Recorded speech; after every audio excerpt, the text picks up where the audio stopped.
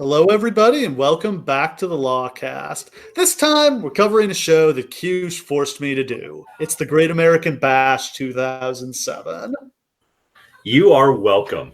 This is my moment. This is my platform. This is my stage, ladies and gentlemen. I have been waiting for so long to make you all watch and listen to a breakdown of Bobby Lashley's finest hour. And here it is. And admit it, it was good. Oh, I mean, not only was the main event great, this show dramatically blew away my expectations. Absolutely. I think of kind of this period, this I don't know, I'd probably just call this the Cena era, but clearly post Ruthless Aggression at this point. I think of it all as kind of a slog, but this show turned out to be very, very good. Like this, top to bottom, if you looked at this show on paper, which I imagine most of you are doing on Wikipedia right now just to see what's coming up on this show, it looks terrible. Like, all of these matches feature at least one person who kind of sucks. But so it's amazing that all of these matches turn out to be basically the best case scenarios of themselves. And it's weird to think about it this way, and we're going to talk about kind of the context of this show. This happens a few weeks after the Chris Benoit murder-suicide. The company is very much in a haze at this point, but I think the fact that they just had to kind of dial things back and do some straight traditional pro wrestling here, and I think it kind of helped the quality of the show because there's not a lot of nonsense here. It's mostly just straight up finishes. Oh, yeah. It's unfortunately, there's no real positive spin to put on the Chris Benoit thing. There's not. Even things that seem like they may have come positive out of it, like wrestlers being taken care of more and being taken, and like the drug program being taken more seriously and all that kind of stuff. Even that, it's not really worth it for what actually happened. But if I have to give a compliment, I mean, a lot of real wrestling comes out of this. A lot of simplified booking comes out of it because they have no booking ideas. Their whole booking thing was wrapped around the Vince death, and they had to torpedo it, and so they are left with well, fuck. Yeah. That at minimum was going to carry them through the summer, and I think they'd probably book that out to WrestleMania. If I had to guess, I think WrestleMania was going to be built around Ken Kennedy versus either Triple H or Shane, fighting for control of the company. Absolutely. So that all gets torpedoed. Not just that, but Edge gets hurt. 2 weeks before this. Yeah. So now we're short of world champion and we have no storylines. So just the era of that world title being cursed. It was every guy who got that belt got hurt and had to forfeit it. Yeah. It's a nightmare to hold that title. I think it happened to Batista 5 times. Constantly. Edge too. I think it happened to Orton once. It's just horrible. So, like we mentioned, this is just weeks after the Benoit murder-suicide. This is not at all a podcast about that, but, to kind of establish the context this show takes place in, we kind of have to go through that. The previous pay-per-view was Vengeance Night of Champions, which is a very strange pay-per-view title. Absolutely bizarre. And it's just a mishmash of two pay-per-views. And it's not at the time, the Night of Champions thing seemed kind of weird. It's not really something that they were doing at the time. This was the first one, and they had so many belts back then. I mean, they've got even more today, but I love that they held themselves to well, we said we were going to put all the belts on the line, so here's 42 title matches. Yeah. The fun of trying to figure out how you were going to do all the title matches and fit everybody on the card was always something. Yeah. And then the weeks and the run-ups it's just all right, we have to come up with a reason for everyone to have a title shot in the whole show. So just battle royal after battle royal. Yeah. So that pay-per-view was June 24th, 2007. As we know, that's the weekend that Benoit killed his wife and then his son and ultimately himself. I believe he literally watched the pay-per-view with his son and I think killed him that night. And while, again, this isn't all about that. One of the primary things that happens then, just specifically in terms of the booking on the show, is it radically alters John Morrison and CM Punk's careers. Yes, absolutely. And Morrison in particular, this was his big break. Without this, they probably would have just ended up releasing him. They didn't as far as I know, have any plans for him. Yeah, they were. I mean, had this new character, but it wasn't being taken very seriously. No, he didn't get the John Morrison character until after he got the belt. Oh, really? Yeah, maybe they were going to do it anyway, but he's still Johnny Nitro when he wins the belt. They make him John Morrison like 2 weeks later. My guess is that repackaging was probably going to happen anyway. Right. But yeah, I mean, they just throw the ECW title on him because they substitute him for Benoit. It's so fascinating because this was supposed to be Punk's big break. Yeah. This was supposed to be Punk feuds with Chris Benoit for 6 months and then gets made. And instead, it winds up making Morrison a little bit. Like, they both get a lot more exposure than they had before because they get to wrestle each other on pay-per-view like 10 times. Over and over. But, I did not think it was great that Punk just had to lose to Morrison, I don't know, 5 times in a row before he finally beat him. Yeah. Punk just gets kind of left in the middle of nowhere. But, and then when Morrison loses the title, he's in the same spot. He'll be in the dirt sheet with The Miz in a year's time just trying to get on shows. Yeah. So the main event that night was John Cena retaining the WWE Championship in a fatal 5-way championship invitational where all former world champions on Raw were invited to participate. So it was Cena against Bobby Lashley, Randy Orton, King Booker, and Mick Foley. What a group of dudes that is. Yeah. Can I just say, too, that, the idea of that championship invitational is one of my favorite ideas ever. Just, if you've ever won a world title, come on down, get a shot. You know, the only thing I didn't like about it, they jobbed the Sandman and didn't put him in there. Yeah, man, come on. Lashley, what? Only the WWE version of the ECW title counts? What kind of bullshit is that? I just would have loved if it would have just been Shane Douglas, come on down. God, yeah. David Arquette, hop in the ring. So Raw the next night, June the 25th, was a special 3-hour Raw that was going to be built around the Vince McMahon limo explosion storyline. So we should back up and sort of try to explain the craziness of the Vince McMahon character arc at this point. So at WrestleMania, they had the Battle of the Billionaires where his man Umaga loses to Lashley. So Lashley and Steve Austin and Donald Trump get to shave Vince's head. What a weird sentence that is to say out loud. The President of the United States and Bobby Lashley shave Vince McMahon's head live on pay-per-view. And then the president took a stunner. The worst stunner ever. Even worse than the Linda McMahon falling down stunner. This is the worst one. So Vince in storyline then kind of goes crazy. He starts wearing there's a couple different versions of this. He wears a hat and refuses to show his bald head, but he gets exposed by Lashley. It makes him look like a bizarre British gangster from the 40s. Yes, totally. And then at some point he starts wearing a do-rag and I mean, for lack of a more artful term, he starts talking black. There's no other way to put this. Vince starts talking black and wearing a do-rag to feud with Bobby Lashley. Yeah. And he wins the ECW title. He beats him for the title. Yeah. It's like a 1-on-3 handicap match against Vince and Shane and Umaga. And Vince manages to pin Lashley and wins the ECW title. And it's goddamn hilarious. It is. It's morally reprehensible as all hell. But just seeing him win the belt is the height of hilarity. How much of that was just a fuck you to Paul Heyman? I guess it's hey Paul, I got your belt. I mean, he put his own world title on himself, so it's not like it's hypocrisy here. Does it stun you to your very core that he did not put the WCW title on himself before he hung it up? Absolutely, yeah. I would have thought he would have wanted that Triple Crown title. Fucking Vince McMahon, the only Triple Crown champ. So yeah, the Vince McMahon jive talking ECW champion. What a bizarre character turn, but absolutely hilarious.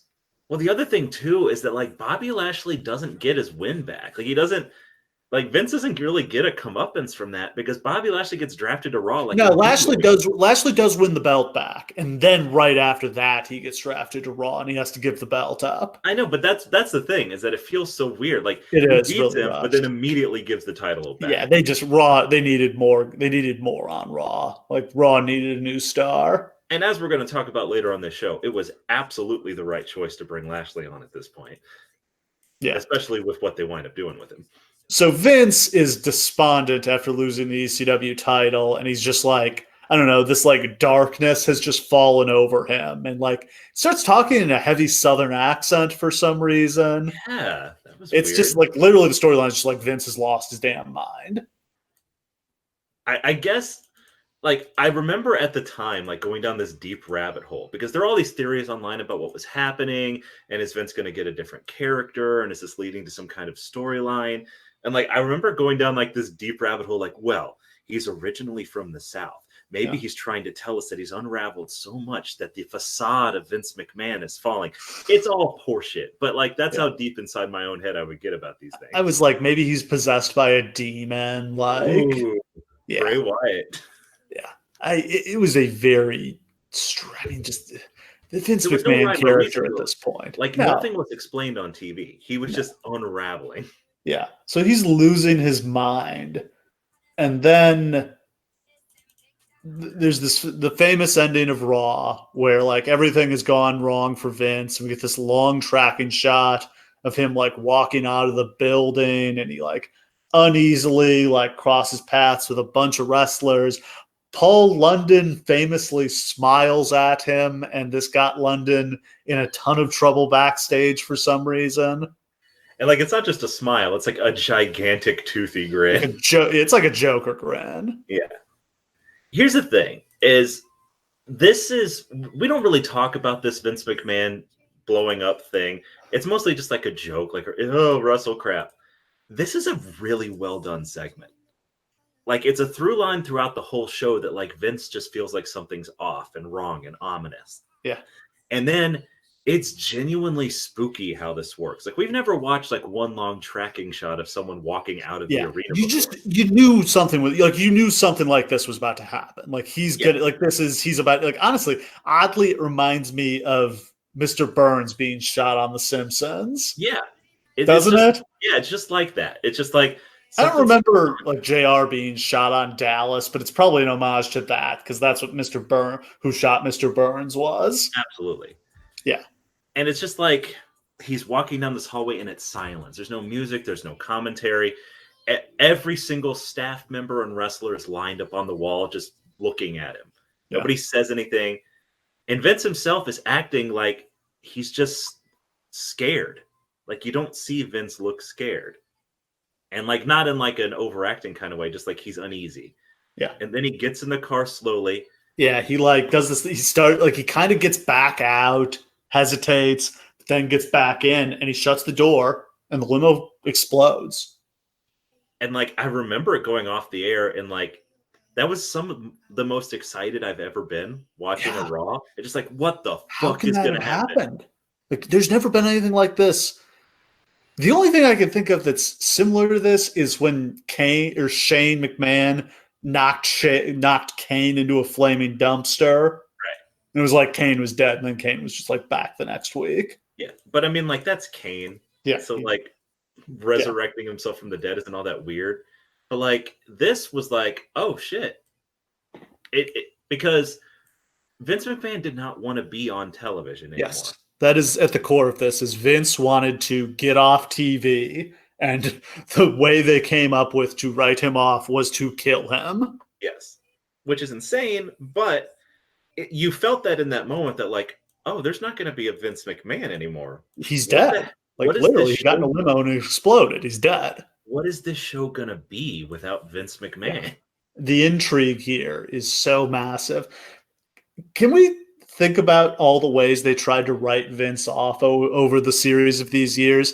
Here he dies. A year after this, Donald Trump buys Raw.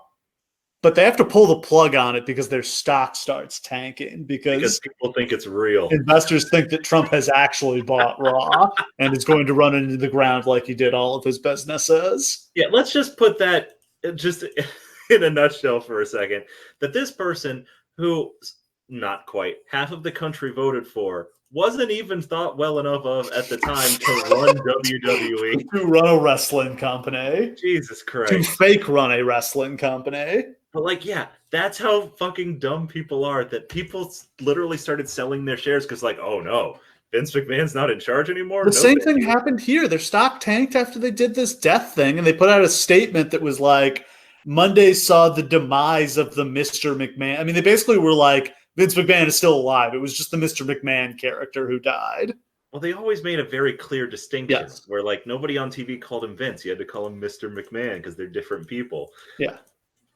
That's so stupid. And then I think later in the summer in 2008, you remember when they did that thing where like the stage collapsed on him? Well, that was when they were giving away all the money, right? Yeah, because they had to get out of the $1 million giveaway. Yeah. Where like a part of the stage falls and Vince is like, huh, that's weird. And then it just all falls on him. Which is basically a redo of the limo explosion. And even then they couldn't do it because every time they try, something ridiculously huge would happen and Vince would have to go on screen and address it and ruin the whole thing. Yeah, I don't actually remember when he came back from that one. I think he actually was gone for a little while that time. But like, think of all the times that like Orton punts him. Kevin Owens headbutts him. Like, he doesn't want to be on TV. But it's just like he knows he can get ratings. Like he knows if he makes an appearance, the ratings will go up. It's one of the last bankable draws they have. Sadly true. It will always be a big deal when Vince shows up. So yeah, I mean, so things that happened. A bunch of people called the police. Again, it's not real. Guys, don't we know this? In 2007? How amazing is it that just like imagine you're watching television, you're watching professional wrestling. Assumedly, you're some kind of fan of professional wrestling. Yeah. And you see a limo blow up on your screen. Clearly, if you've ever seen a film in your entire fucking life, filmed to be a segment in that way, and you're just like, oh man, I better alert the authorities. Oh, that wasn't supposed to happen. Somebody assassinated Vince McMahon on live TV. I must be the only one who's thinking to call the police right now. I better let them know about this murder that took place on live television. Yeah. And the stock tanked because, again, I mean, I don't want to say that investors thought it was real, but I think there was just this rally, this like snowball effect of, oh, people are going to think that's real, so I need to sell my stock. Well, it might even be beyond that, too, because, again, you said that he was one of the few bankable ratings characters, and that's true. Yeah, and if you know wrestling, you're like, oh, they're not going to have the McMahon character anymore. Like, that's going to be bad for business long term. I don't know that I necessarily would have thought that at the time, but I can understand if somebody did. By this point. Yeah, thank God. You're so ready for a break. Yeah. So ready. And it only ends up being a couple weeks. So this June 25th Raw was a special 3-hour episode, which, as you'll remember, they did like quarterly back then, I'd say. Yeah. Maybe a little more frequently. Every other month or so, they'd have a special 3-hour Raw. This one was going to be built around the McMahon limo explosion. The word was like it was going to be the investigation, and like at the end of the night, they were going to arrest Linda, and she was going to be falsely accused of killing Vince. See, that could have been really interesting. Like all the people who you think it would be, them investigating Triple H and Shane, Stephanie, again, Bret Hart. Like everybody had a motive to kill Vince. Oh yeah, Bischoff, Heyman. Bret Hart made his first on-screen appearance back just a couple weeks before this. They did the like McMahon appreciation night where like everybody just ended up dragging him, and they did like a quick pre-taped interview with Bret like at the gym in Calgary. So that was a huge landmark. We saw Bret Hart on WWE TV for the first time in 10 years. I forgot about the McMahon appreciation night because that only further indicated that, everyone was a suspect on the entire roster. Yeah, that's 100% what they were building to. The Rock may have been on that night too. I would have loved that promo where the police interview The Rock. in Hollywood. Yeah. So, okay. They're going to do this special episode. That Monday afternoon, I think the news broke that Benoit killed his family. I don't remember. So my thing was, I had just graduated from high school and I was like coaching at a summer camp. So I was like gone all afternoon and I got home like from the camp and Raw had already started and I turned it on and I'm just like, why are they showing like some random Chris Benoit match? And like then it just slowly dawns on me like what's happening. Yeah. I had been online all that day. I woke up that morning to the news. So like they already knew. Oh, it broke first thing in the morning? I don't remember that. There was news that something had happened like first Yeah. thing in the morning. And it was just like around noon. So it's not like first thing in the morning. But I remember like all throughout the course of the day, like little bits of information start coming in and like people's speculation and all of that stuff. And it wasn't until like 10 o'clock that like somebody first is like, yeah, he killed them. Yeah. So to go over my process here. So I mean, as I turn on Raw, it becomes clear like it's a tribute show. So I like run downstairs to the computer to like get on the internet and try to figure out what's happening. When I hear they're all dead, I'm just like that him and his son and his wife all died. I'm just like, how did they all die? Yeah. Like that's the immediate. I'm like carbon monoxide leak, like some sort of horrible home invasion, like. Something feels off about that. Yeah, it's just like the other thing I thought of is like, did he like come home and find them dead and like kill himself in grief? Like I didn't go to murder suicide right away, but something about it felt off. It's like, how do 3 people die in a way that's not a car accident or like the house exploded? Right. It just felt very wrong. Well, like the first report I saw about it too said murder, and then like a bunch of people took it back. Then it's like, yeah, but you're like, well, who the hell was the murder? Something like, again, like home invasion gone bad, but like they killed a little kid.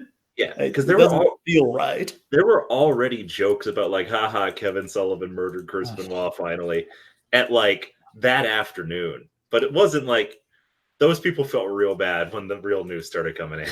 Yeah. So yeah, it was during the course of the show, more details began to emerge and they, probably around 10:30 start to like realize that they are presenting a tribute show to a man who murdered his wife and young son. Well, this will ever be, unfortunately, part of William Regal's legacy. Yes. That like, it's clear that he's the first one who knows something is wrong. Totally, because Regal lived down in Atlanta. He lived in like the same town. I think he knew somebody on the police force down there, and like he got tipped off by the guy that like he did it. Like this was a murder suicide. Yeah. So they're literally putting because like all of the Benoit like group of friends, everybody knows like the Eddie and Chavo, Jericho, Edge, Triple H. Yeah, they're putting them all on there to give testimonials. And like the first hour, it's all like, he was the best fucking guy I ever met. He was the best worker of all time. And then Regal goes on. He's just like, well, he was always a bit of a troubled individual. And it's like, wait, what? Yeah, he's like all I can really say is he was an incredible performer in the ring. It's kind of, what a situation to be put in. Like presumably minutes after he finds out that this guy who was his friend, and like beyond that, I mean, the way his friends talk about him, like not only did they respect him, like I've heard Chris Jericho say, like of all the people he knew, if he needed to trust one person he knew with his children's lives, it would have been Chris Benoit. Oh, yeah. Like people were like, yeah, he loved his kids. Like everybody loved his kids, but like Chris Benoit loved his kids. Like would go hours out of his way just to spend time with them, spend an hour with them. So, I mean, for everybody. But I also think on some level, people knew he had changed in the last year of his life. Well, yeah. And then all the stories start coming out from like, hey, Chris Benoit is the most scarily intense man who's ever walked the face of the earth. And then those stories about like how that's awesome and how hardworking and intense he is start turning to, oh, actually, maybe he was fucking insane. Yeah, when you hear that he punished himself by doing 1,000 squats because he blew one spot in like a 5-star match. The signs were there, but like, I think Chavo had the interview that really like crystallized it for me, where he was just like, yeah, that's the Chris Benoit I knew in 2007 is not the same guy that I and it's so many. I mean, it's so many factors. It's grief, it's drugs, it's alcohol, it's concussions, it's steroids. Just all these things combining. Like playing. I mean, the concussions has always been the thing to me. Is like just at its core. Although I feel like most of the CTE cases we've seen, people only took their own lives. So this was a little different, but just a really toxic cocktail of factors here. I mean, look, we've all been through the evidence and like the stories about Benoit 100 million times, enough to draw our own conclusions. It seems pretty obvious, honestly, that the CTE made it difficult for him to regulate and control his emotions, and that he was a deeply, deeply emotional person already. Yeah, he was angry. He was in the final years of his life. He was angry and he was abusive and he was paranoid. Yeah, and it all just kind of bubbled over. And I don't think that Eddie's death is considered enough when people talk about this issue, because it really all seems to spiral for him. So many. I mean, Eddie, was it Rocco Rock? Yeah, Boss Man, Big Boss Man. I think like. It's just somebody has told the story of just like sitting at the bar with him and him just kind of staring off in the distance and being like, all my friends are dying. Yeah. Which they were.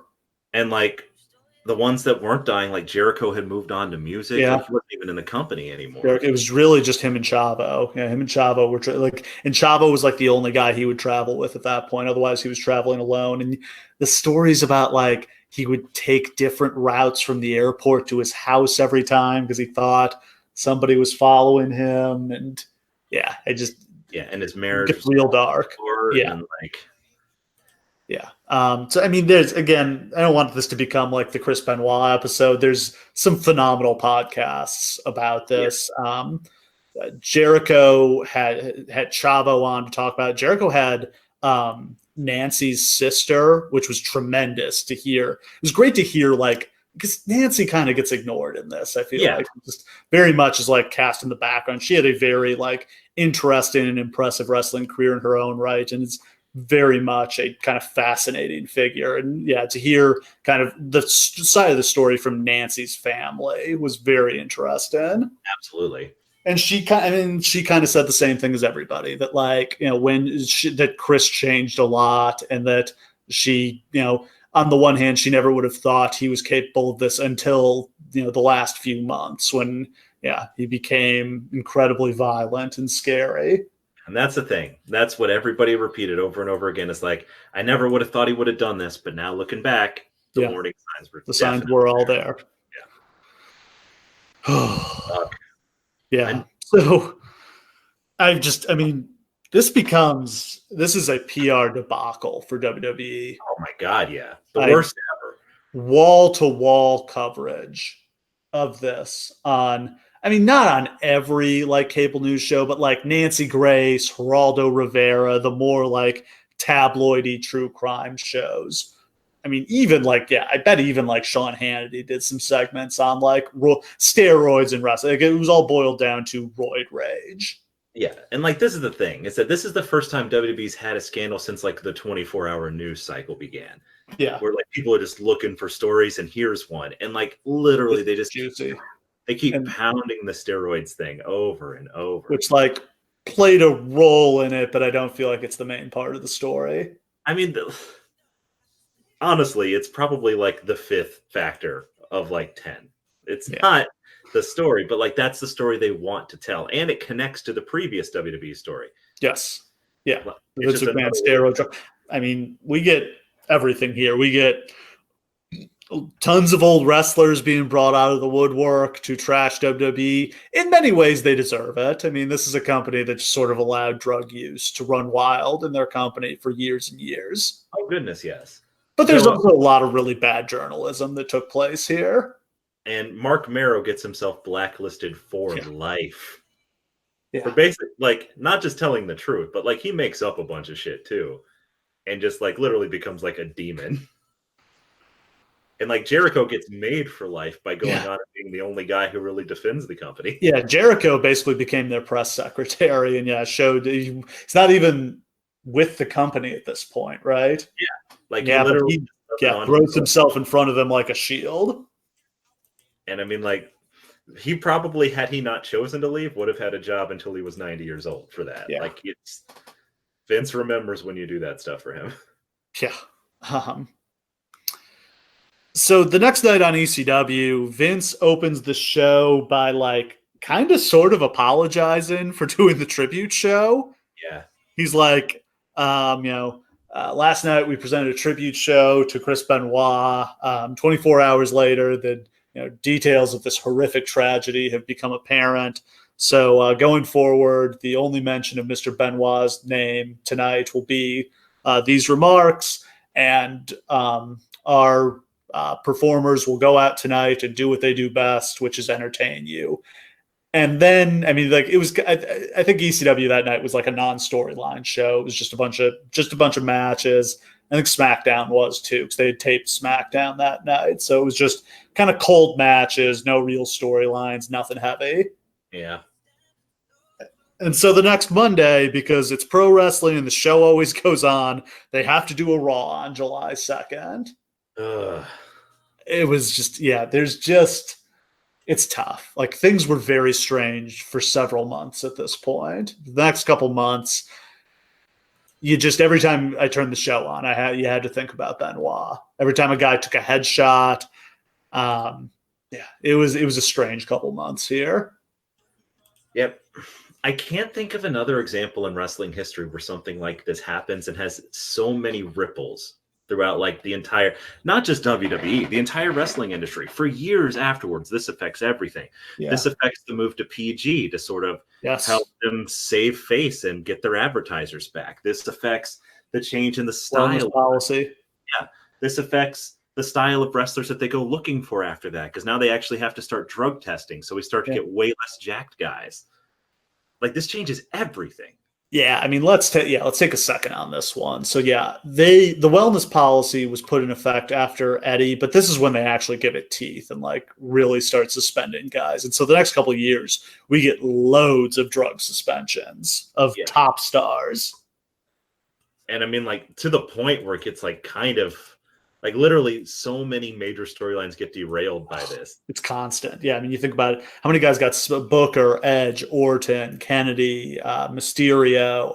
It's almost easier to name the big stars who didn't fail any tests. Well, and that's the thing, too, is that like maybe CM Punk just gets released if it's not for this. You know what I mean? Like he gets a mega push like the following year. And I honestly have always believed that it was at least partially just because they knew he wasn't on drugs. Yeah, it ends Jeff Hardy's WWE run. They have to cut ties with him because like they can't have a guy who clearly has a drug problem on their roster. Absolutely. Yeah, there's a lot of those. The move to PG officially happens the next year, I think, but this is the beginning of that. I mean, this is also, I believe, when they ban chair shots to the head. For very good reason, I would say. What we think of as PG isn't really what the company thinks of as PG. Like they're thinking of PG as just like adult situations and stuff like that, like where they literally want a PG rating to put on the television show once they have like TV ratings up in the upper left corner. What we think of PG also involves like the level of violence that they do, and they stop that cold right here. Like it's any sort of headshot at all, like dangerous spots in general, they just go away. So on that Raw, they're back to storylines, but it's still got to be like a wrestling heavy show. So they do a beat the clock thing to determine who's going to fight Cena at the Great American Bash. And Bobby Lashley ends up being the winner when he smashes Shelton Benjamin with a huge spear as Benjamin is like springboarding off the top rope to win in less than 5 minutes and earn the number one contender spot. Awesome. That's actually an underrated match if you've never seen it. Yeah, as Shelton is like just desperately trying to run away from Lashley to run the clock out. Okay, this is the point where we should probably talk about Bobby Lashley. Yeah. If you weren't watching at this time, I completely understand if you think Bobby Lashley was a big bag of shit, because a lot of people did. To be Yeah. perfectly frank, like he came in way before he was ready. Green as Yeah. grass. Like the fucking feud over the cheeseburgers with Simon Dean, for fuck's sake. So the backstory is late in 2005, he's in like OVW and just getting started. And they like bring him to SmackDown just to like have the writers meet him and have a bunch of guys, talk to him, kind of get some ideas for how they're going to bring him up like a year from now. And Vince sees him and is just like, well, goddamn, why isn't that stud on our TV show?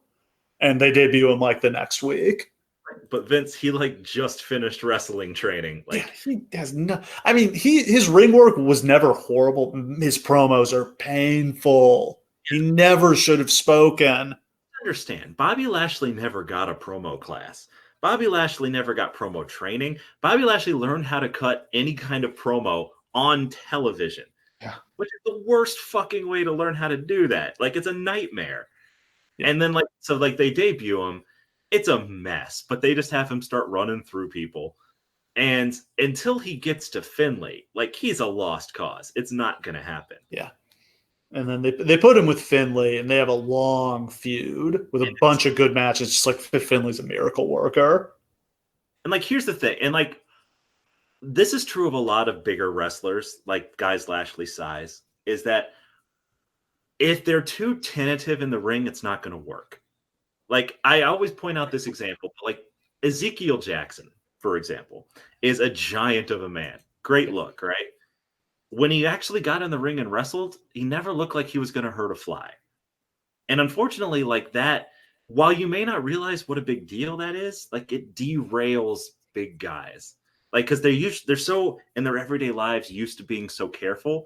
Because when you're that big and that strong, you can genuinely hurt people by accident. And once they get in the ring, they're so worried about hurting people that they don't do what they're supposed to do. And that's what Lashley was like for the first several months until he got with Finlay, who I'm sure was just telling him, like, hit me with live shots. You're not going to hurt me, kid. Yeah. So yeah, he works with Finlay for a while. He wins the U.S. title from JBL. Just kind of, plugs along kind of solidly in the mid card on SmackDown. Gets kind of moved into the main event in the fall. Then they move him to ECW. As we covered at December to Dismember, he wins the ECW title. And then they decide to put him in one of the biggest matches in the history of the company as he headlines WrestleMania 23 in the Battle of the Billionaires against Umaga. What an insane choice of two wrestlers to put in that match. It's so, when you look back at that and the people that they could have chosen, like that could have been like Cena and Michaels, or like, Shawn Michaels versus The Undertaker. Booker T, like, they're not short on veteran stars. They pick who are clearly the guy Vince is the highest on and the guy he knows can deliver in Lashley and Umaga, respectively. Yeah. Like, this is as big a sign that, like, Vince sees Lashley as a future big star as you can get. Yeah, I mean, we've talked about this before. I don't know if we've talked about it on the podcast, but they're taking a look at Lashley to replace John Cena here, right?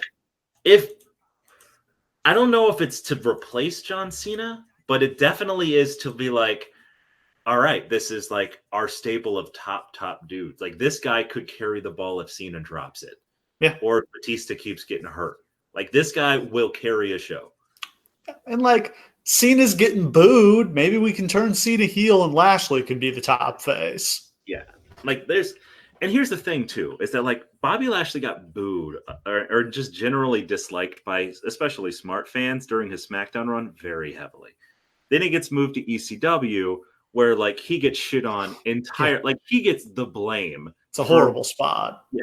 He's got to be the new face of ECW after December to Dismember, the worst pay-per-view of all time. His face is on it, And then like over the weeks after that in ECW, he really starts to show something. Like, his reign as ECW champion is actually pretty good. There's a lot of interesting segments. The thing where he like jumps through the cage. That was so cool. Fucking awesome. Okay? Like, he starts to find himself in the ring and gets pretty good, actually. And he like starts to find himself as a personality too, as just this silent ass kicker. It's like by the time he comes to Raw, most people have stopped watching ECW and don't know that he's better, and everyone's just shitting on him left and right. And then he shows up at Raw, and it's a different story. So why do you think they pulled the trigger on Cena versus Lashley here? Do you think this was the plan before Benoit? I don't. I think I could see arguments for either way. They did it so fast. Yeah. Like they pull Lashley onto Raw and in like 3 weeks build to this match. Yeah. Like this seemed like it was your WrestleMania main event, right? Well, I think I would honestly say that after watching this match again, I think that they planned to do this as like a test first. Yeah. And then it almost felt like at the end, like this is where you do like a Mega Powers. Yeah. Right? Like you have Lashley and Cena become friends. They're your top two baby faces. And then like Lashley turns on Cena. Yeah. And like that's your WrestleMania. Yeah, that would make sense. And like they don't get to do that, but that's definitely where this seems to be going. Do you think they knew Lashley's time in WWE was drawing to a close? No. Okay, that is not a thing. I don't think Lashley knew that. Yeah. Like he gets hurt either in this match or like right afterwards and goes on the shelf and never comes back. Then say, here's the thing, is like we've mentioned it in passing before on other episodes, but let's just talk about why Bobby Lashley leaves. Michael P.S. Hayes is a racist. Yep. And he makes some really nasty, he probably didn't mean them nasty, but he's a racist, comments about Crystal Marshall, Bobby Lashley's wife. Yep. In protest, they both leave. Yeah. Lashley stands up for his wife as pretty much any man would in that situation. And WWE takes Michael Hayes' side. Like, again, this is where you get into like why WWE can never be legitimate, because they're at their core just carny assholes. I don't want to say in any other major corporation in America, but like in most major corporations, yeah. If a mid to high level employee made a bunch of really racist comments, they would probably just get fired. Yeah, and like especially, and it shouldn't matter who the comments are made to. It shouldn't. It should just be done because it's the right thing to do. But Bobby Lashley is a fucking $1 million bill walking around backstage. And who gives a shit about Michael Hayes? Right? What does he bring to the table? Is he a good writer? I kind of doubt it. People say he is. He's absolutely replaceable. There's a million former wrestlers who could do his job. And I mean, like, I know I'm just reiterating this over and over, but I'm just saying this because I need you to understand that it's true. Because if you didn't like Bobby Lashley from that period, that's fine. If you've only watched Bobby Lashley since and don't get why he would have been potentially the top guy in the business, I understand. But like for this year, this point in time right here, Bobby Lashley was a potential super megastar. And like it gets derailed for no reason. They just let him go. It's ridiculous. Yeah. He has a shoulder injury. He has surgery. It's expected he's going to be out a couple months, and he doesn't come back, and he doesn't come back, and he doesn't come back, and then he gets released. Like this legitimately could have been like he comes back and wins the Rumble, goes to WrestleMania. That's the timeline. Exactly what you would have expected. Yes. And like instead he goes and does MMA for a while, shows up in TNA off and on for a few years, and shows back up here a decade later. 10 years later. And 10 years later, he still looks amazing. 10 years later, they had another chance at this. And they just fucking blew it. I know. We can't walk away without discussing this. 10 years later, they bring him back in. He has the potential to feud with Brock Lesnar and maybe beat him and be just as big a star as he was supposed to have been in the originally. And they fucked it up again. No, because it's got to be Roman. Now, yeah, he beat Roman Reigns at that pay-per-view last year. And the match was awesome. And it's like, oh, okay, he's going to get Lesnar at SummerSlam now. Nope. He's good now. Yeah, this pisses me off so much because like I have beat this drum for so long. He's got the personality now. You know. Anyway, back to this time. Back to this time. So I loved how they promoted this match. Yes. They just did like it's a dream match. So they like do packages of how great both guys are, and they interview legends who talk about how incredible these guys are. So we get these interviews with Bret Hart, Steve Austin, Ric Flair, Shawn Michaels, all the legends. They just put these guys over as like these are the top two guys in this industry today. They're both so powerful, so fast, so determined. This is I've great. never seen them do this before. This is where they're just like, let's bring in literally every star. Like, you don't see Austin put people over in interviews like this. You don't see Flair talking about other people other than like Triple H. Like, you just don't see this. And then like going into detail, like Mick Foley's like, look, man, I know Bobby Lashley's fast and everything, but like John Cena's got the experience edge. He's been in so many big matches before. Like, you don't, just to see those guys talking about these guys puts the new guys over. Like, just the fact that like Ric Flair and Steve Austin are walking around thinking about Bobby Lashley makes Bobby Lashley a bigger deal. Yeah. And they had some physical confrontations. Lashley just kept nailing Cena with the spear. That was the genius of it. It's like they bring him onto Raw and they're like, look, we can't have him talk. Let's instead just have him like go out there and like it'll be unclear whether he's a heel or a face. And he starts hitting Cena with spears with like the most stank on him I've seen from Goldberg. Like he buries Cena with some spears. Yeah. And then they do a promo and he's just like, I'm not here to talk. And he just puts the mic down. And I'm like, yes. That's what we wanted to hear. Like, this is the Bobby Lashley that could get over. And it did.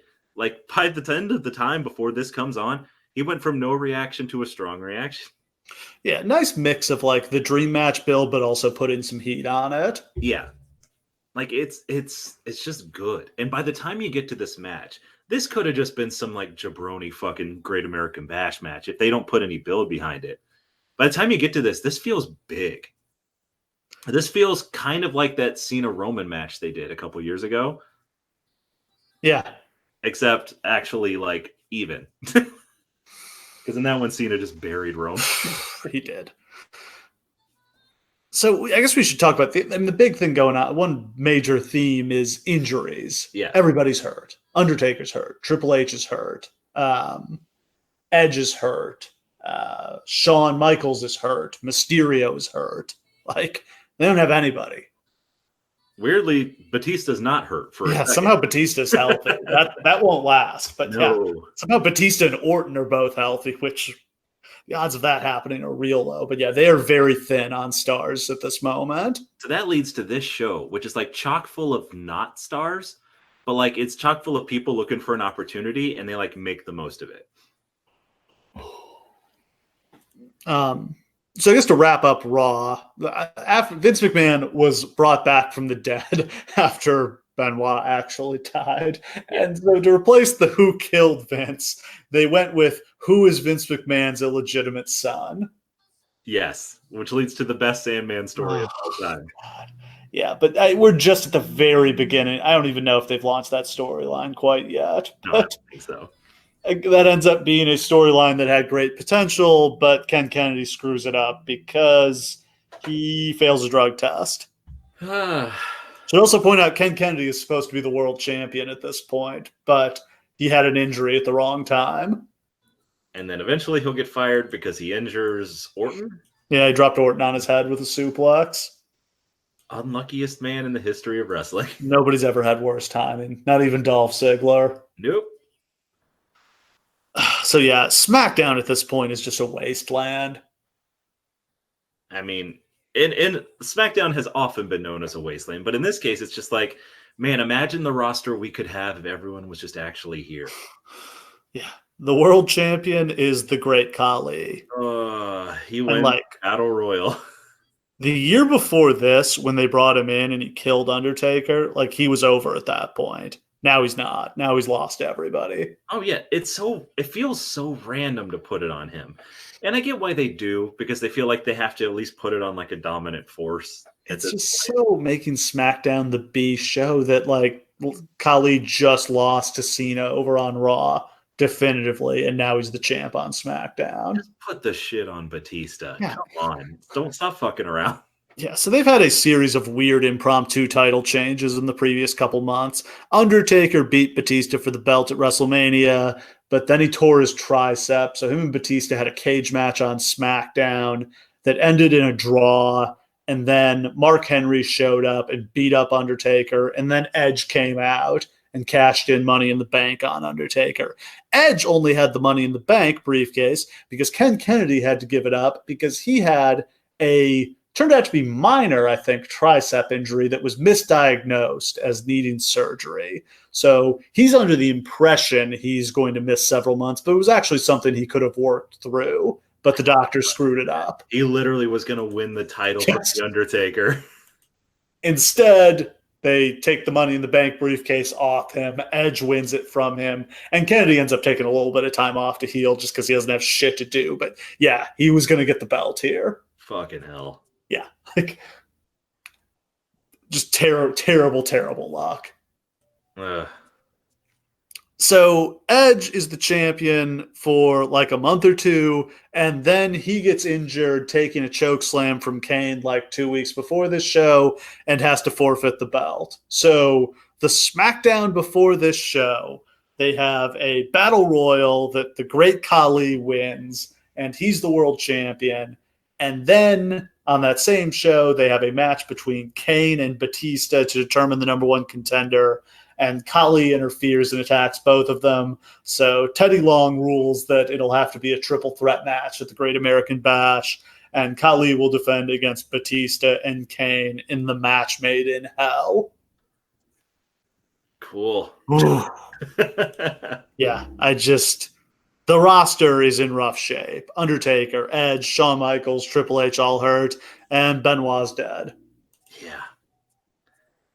I mean, that's not even to mention Eddie Guerrero's dead too. Eddie Guerrero would be a nice piece of this roster at this point. Oh yeah, like Chris Jericho's left to do Fozzy concerts. Now the interesting thing is that this is the moment, like up until here, like Kurt Angle's gone. Yeah. Kurt Angle's gone because he wouldn't go to rehab. The Big Show's gone because his knees are so messed up. They've had a massive exodus of talent at this point. Up until this point, like they had almost seemed unsure about Cena. Like they had pushed him to the moon, but when the conflicting cheers start happening, they start doing like weird booking with him. But now they realize like, oh shit, Cena's all we have. Rob Van Dam is gone. He left the company like a couple weeks before this. Yeah. Just listen to those names I just said. It's like 10. It's like 10 legit stars, and they don't have any of them. No. So this is the point. Luckily, but almost miraculously, this is the part where Cena just randomly starts ripping off unbelievable match after unbelievable match. Like everybody had to admit Cena was good when he had a good match with Khali. Yeah, this is where Cena becomes Cena, like big match Cena. And like thank God he did, because if he had shit the bed, like they got nobody. No. I guess he would have gone all in on Batista, but I mean the shine has kind of come off him by this point. Yeah, I don't even know what you do, honestly. So on ECW, Lashley was the champion, but then he got drafted to Ross. They did a tournament for the vacant ECW belt. The final was going to be CM Punk versus Chris Benoit at the Night of Champions pay-per-view. Benoit missed that pay-per-view for obvious reasons, and Johnny Nitro was substituted for Benoit and beat Punk and won the title. Interesting move there. You would have thought it would have just been like Elijah Burke or somebody who they, were actually kind of pushing at the time, but instead they pulled Nitro out of their ass. You got to feel like Punk was pissed. It's like, why not just put the belt on me then? Yeah, so Benoit, my understanding is, was going to beat Punk, right. And then they were going to have like a long-term feud that Benoit would keep, just barely beating Punk, and then Punk would finally beat him and get the big rub. Yeah, and it'd be like the respect thing, and Benoit would be like his mentor from then on. It'd be like a big deal. Would have been great. Oh God, yeah. That sounds amazing. That's like a dream for any smart fan watching, I guess. So instead, Johnny Nitro, who's been doing nothing like for months since Mercury got hurt, is the champion. And then a couple weeks later, they repackage him as John Morrison because he looks like Jim Morrison. And while that sounds so stupid, it works so well because he does look exactly like Jim Morrison. Super ripped version of Jim Morrison. It's a great look, isn't it? Like the Yeah. whole thing is just like The long blow-dried hair looks way better than like the greasy, slicked back hair he had before. He already had most of these elements. Like he already wore like the fur coat to the ring. I don't remember if he wore like the sunglasses, but they give him the awesome entrance music and the slow motion entrance and the fan blowing his hair. Yeah. and the Starship Pain, which is stupid, but everyone loves it. It's just like I'm a huge fan of John Hennigan, Johnny Mundo, whatever you want to call him. I love the guy. I think he should have been a much. I can't figure out for the life of me what he's doing, like in TNA or whatever right now. right. I mean, it's so funny too because there was a moment where it seemed like they were gonna go with him. The next Shawn Michaels. Yes, like they literally got to that point where like it was like him and Miz at the. They remember when like Miz first won the title and then they had that match on Raw, that awesome Falls Count Anywhere match where he's doing all the parkour stuff. Yeah, and it's just like, man, this is like a guy, and then nope, let him go. Let's let all our future stars just walk away. And he's not in AEW either for some reason. I think it's because like his wife is with TNA and like they're happy there together. Is mostly what it is. But also I think it's partially because I think he's still under contract. Is he locked into one of those horrible Lucha Underground contracts? That he is. So I don't think he can sign full time with anybody. We got to do a Lucha Underground episode sometime. Just, oh my God. I feel like that company has very strangely altered many, many careers. Oh yeah, at this point, like the contract situation now is maybe the most carny thing in wrestling history. It's like ironclad, 7-year contracts or something? Like they run out in like 2021. This non-existent business owns you for 7 years. Yeah, you can't go be on any real TV show. And who owns your contract? AAA, who you did not intend to sign a contract with. Yeah. And they will kill you. Yes. They're not just going to sue you. They will kill you. All right. So after a very long and strange preamble, I think we're ready to get to the show. Let's do it. It was a long, strange path to this one. It's July 22nd, 2007. We're at the HP Pavilion Arena in San Jose, California. Good crowd of over 13,000 in attendance. The pay-per-view does 229,000 buys, which is no real change from the previous year's show, which was headlined by Rey Mysterio versus King Booker for the World Heavyweight title. And I got to say that number's probably a little disappointing given that. Oh, yeah, I think so. You did your kind of huge dream match main event, and you barely outdrew Mysterio versus Booker. Like, I don't know what they actually expected, though, because it's not like Lashley's any sort of bankable star at this point. Like, this is his first ever main event. Well, and their business didn't sink after the Benoit thing, but it was down. There were definitely some people who tuned out. Oh, God, yeah. There had to have been. It was a hard time. It was a weird time to watch. I guess the other thing we should mention is the year before this, they were still doing the one brand pay-per-views. It was just a SmackDown show the year before this. Now they've recombined and it's Raw and SmackDown and ECW all on each pay-per-view. So given that, you would really expect to be doing stronger numbers. Absolutely. I agree. On commentary, we've got Jim Ross and Jerry Lawler from Raw, Michael Cole and JBL from SmackDown, and Joey Styles and Taz to call the one ECW match.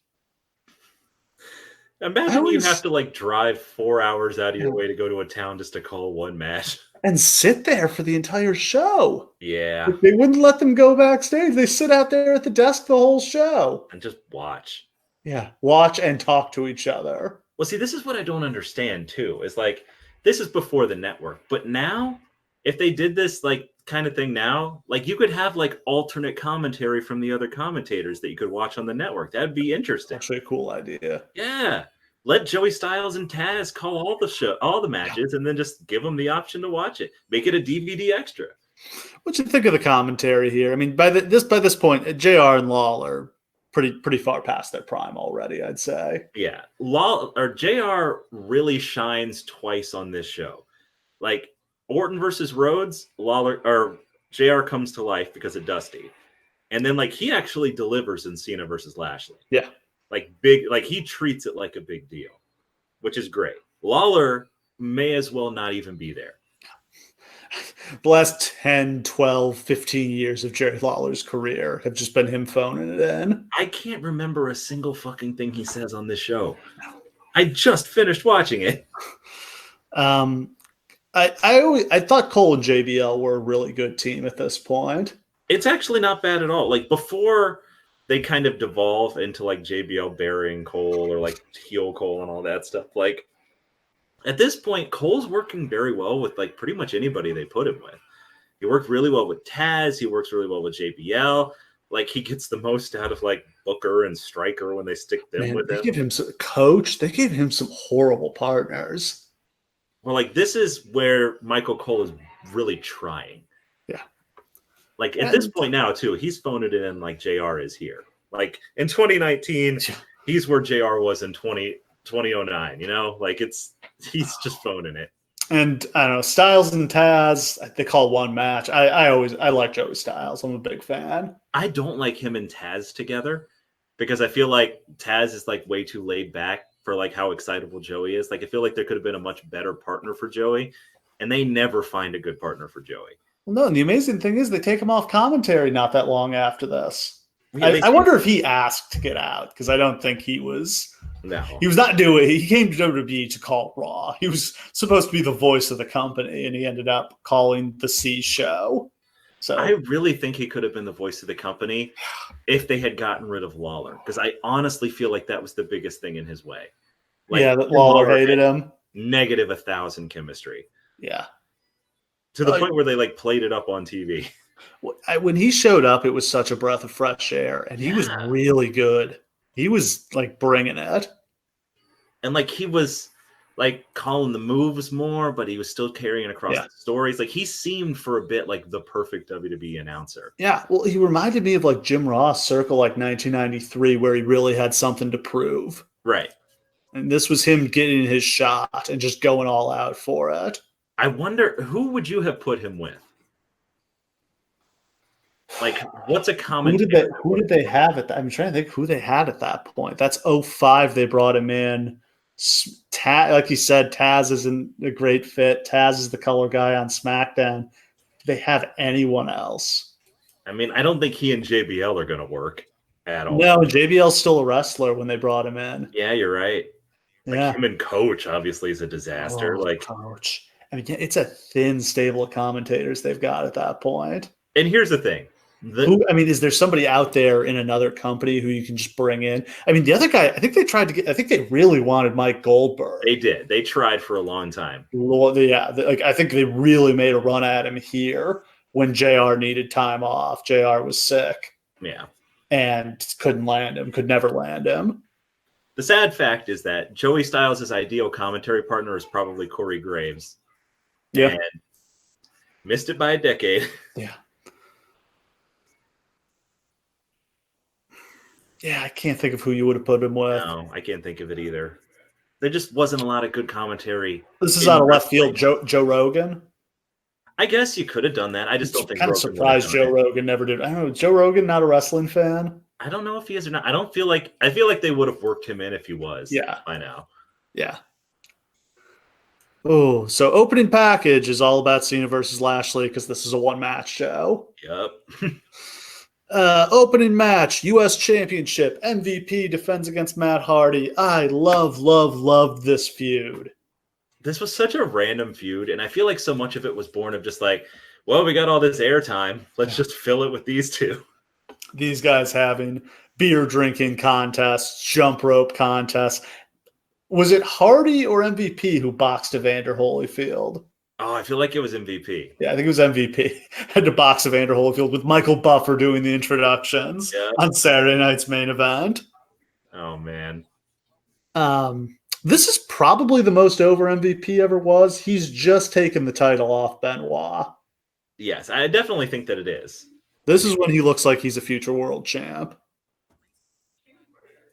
I think we've covered. Did we cover his debut? I feel like we've covered MVP before, and like we don't really need to get into like how they swung and missed on him so hard, but like they did. He really seemed like he had something here, like just the entrance and the swagger, and like he was starting to really get over. He ruled.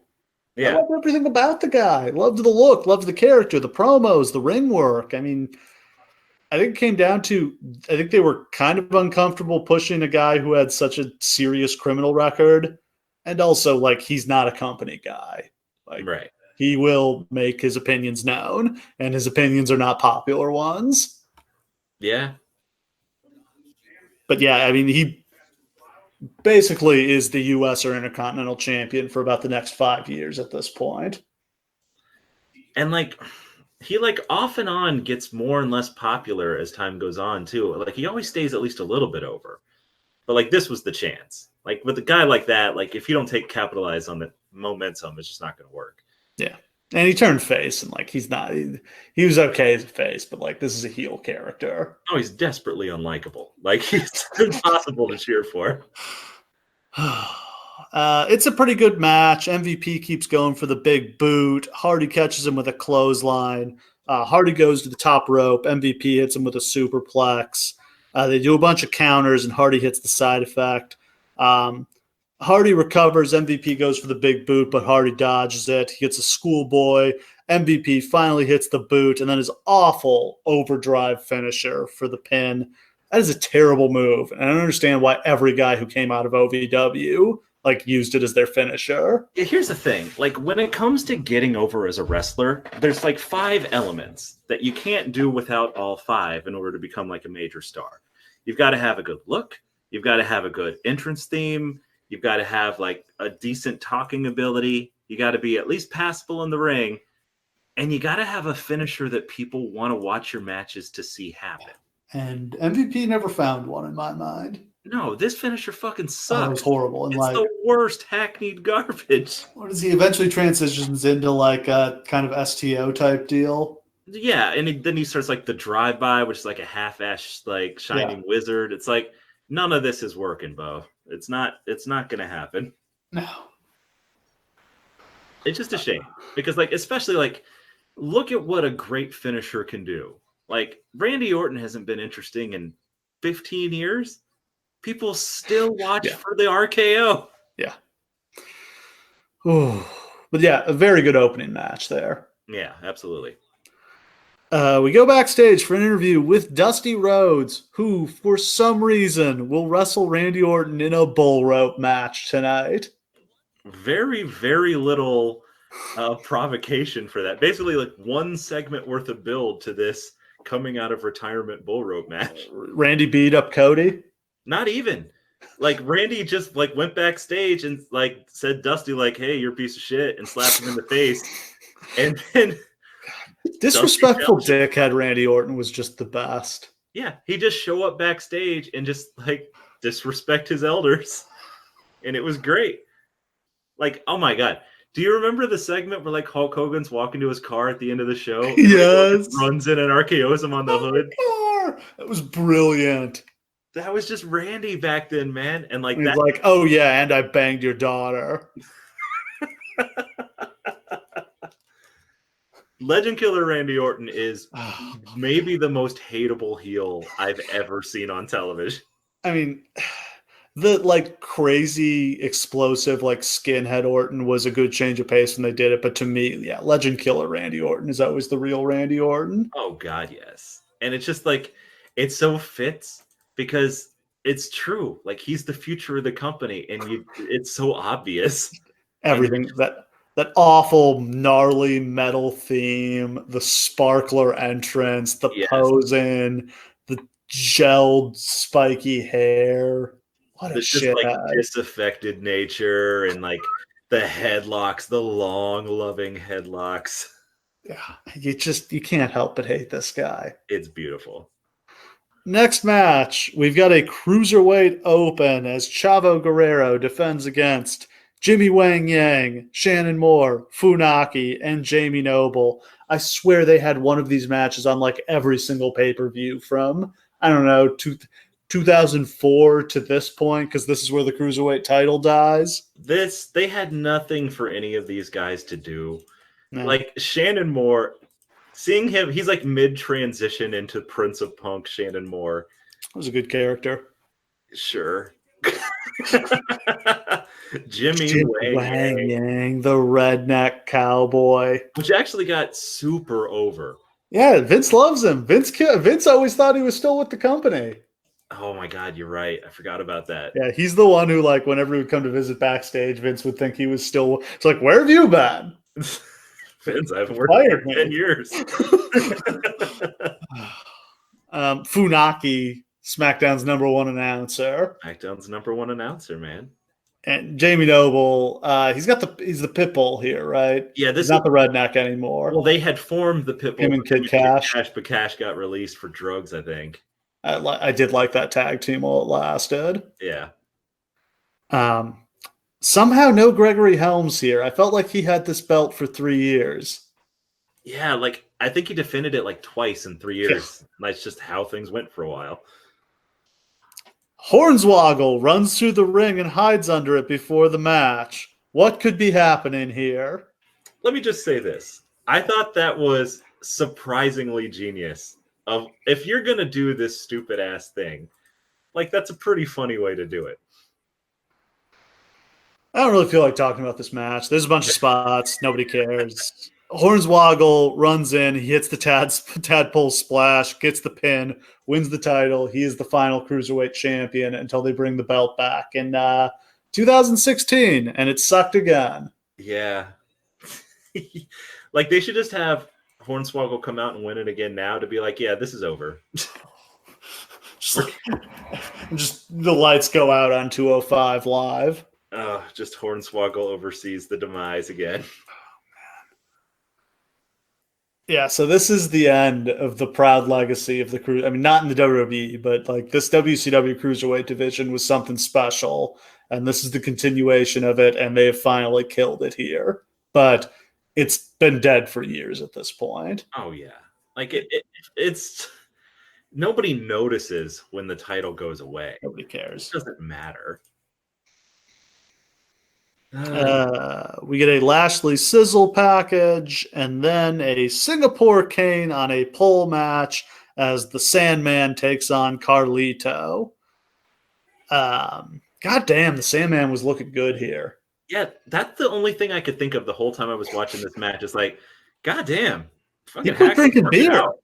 Yeah, like he's got abs, and like he looks good. Like he's as agile as you could expect him to be. He's like clean, bumping all over the place. Yeah, like I remember there being buzz that like Vince was really high on him and they were going to give him a push, and I can believe it. He's got charisma. He was having some of the better matches of his career. I mean, he kind of did get a push. Like he's like one of the last ECW guys left, right? Yeah, and then he very abruptly gets fired. Like in the fall, and I don't know why. I don't know why either. It's the Sandman. You can probably guess. Yeah. Sadly, he has not been welcomed back. He would be a very welcome addition to some alumni shows. Oh God, yeah. Like I just like having like a wild card like him around, and he's trying so hard in this match. He and Carlito have maybe the most opposite styles of any two wrestlers I've ever seen. Like a smooth, polished second generation wrestler who does lucha versus the fucking Sandman. Yeah, versus the construction worker who I don't know if was ever formally trained to wrestle. I mean, the way that he bumps, it certainly seems like he does not know formally what he's doing. But like, It works. They do good here. My first reaction, they've got the pull from the Carson City Silver Dollar match in WCW. This thing is insanely high. Oh, yeah. Like spoiler, Sandman goes to climb this thing. He literally has to shuffle up the fucking thing. Man, I was impressed by that.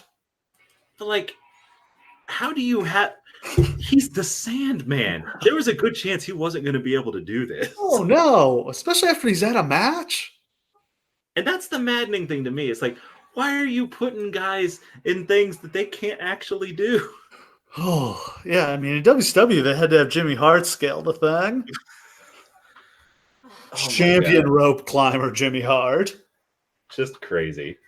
Sandman gets the cane. He swings at Carlito, but gets caught with the backcracker and pinned. It's a 5-minute match, and I enjoyed it. I was glad they didn't try to go longer than they did. No, this is exactly what it needed to be. I was into it. Todd Grisham then interviews Randy Orton, who says that today is Shawn Michaels' birthday, but he doesn't know it because Orton punted him in the head, and now his brain doesn't work. I fucking love it. Yeah. Also, Orton was already doing the punt. This is 07. Like this is right at the start, yeah. Yeah, the Michaels match is the first time he did it, I think. But yeah, it doesn't become like a lethal weapon until like a year after this. Yeah, when I think the first time it like really becomes lethal. Punk. Yeah, he does it to Punk, and then it gets the reputation of putting people out. Yeah, he knocks out Punk with it, and then the Vince one, which we'll cover that sometime. But that's one of my favorite angles of all time. Fucking crazy, crazy Vince. Like, hey, do a punt, but make sure it connects with my brain. And somehow 10 years after that, he let Kevin Owens hardway him with a headbutt. He's a crazy fuck, man. He really is. Next up, we've got a women's title match as Candice Michelle defends against Melina. Candice had won the belt from Melina at Vengeance. I had forgotten how annoying Melina's screaming was. Yeah, and it's a shame because like she was really underrated in the ring. Like really good athlete for this era. Like this. The funny thing is, when I think about Candice Michelle, all I can think about is I spent so much time arguing on the internet during this period. Because like I would be like defending John Cena and defending Bobby Lashley, defending Randy Orton, and Candice Michelle was one of those people. She is sort of like a low-key Trish Stratus story, where like she was brought in. I thought this match was pretty good. Yeah, especially for a WWE women's match from this era. They didn't screw anything up. That's about as much as you could ask for. Oh god, yeah. Like Candice Michelle was tits and nothing else. Like that for the longest time. And like she literally like trained how to wrestle and got pretty okay at it. Like this is good. I enjoyed this match a lot. Oh, Candice wins with a back suplex. And now that we've empowered women, let's tear them down with this next segment. Okay.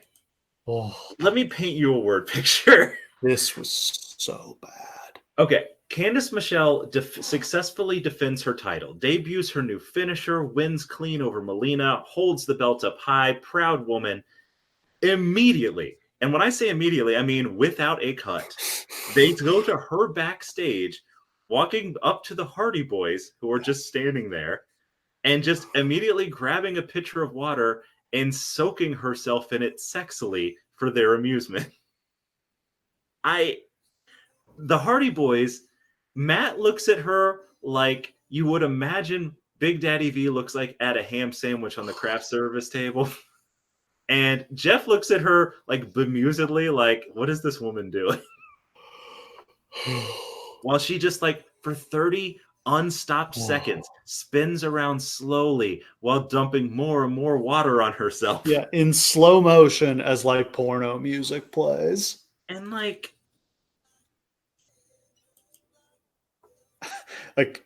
we've seen many like misogynist things on wrestling shows. This is high on the list. Not Trish Stratus being made to bark like a dog bad, but like this is just so transparently trashy. Yes. And like here's the insulting thing about it too. If this were just an unrelated segment, it would just be like, okay, whatever. But to have the women's champion who just defended her title come back and then just immediately just be tits and ass in a segment makes it like 50 times more offensive to me.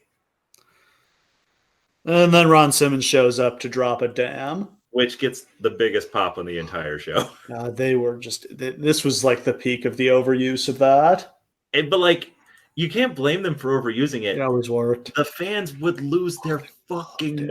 Ron Simmons is arguably the most over character in WWE during this point.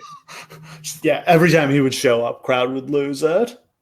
Like, how bad do you think that he was pissed that he didn't come up with that before? Like, he had been doing that his whole career, and it never got over like that. Oh, when he was wrestling, this gimmick would have taken him so far. Oh my God, yes. Damn. Next up, we've got an Intercontinental title match as Umaga defends against Jeff Hardy. There's some history here. Umaga beat Hardy for the IC title before WrestleMania on Raw. He then lost it to Santino in Santino's debut in Italy, where they pretended Santino was just a fan out of the crowd, and Lashley interfered and cost Umaga the match. And then Umaga won the belt back from Santino a couple weeks before this. First of all, Bobby Lashley sure has been in a weird proportion of the biggest moments in history during this period. Yeah, well, they were all in. Yeah. Second of all, Umaga is fucking awesome, is he not? Oh my God, I love Umaga. Just what an incredibly talented guy.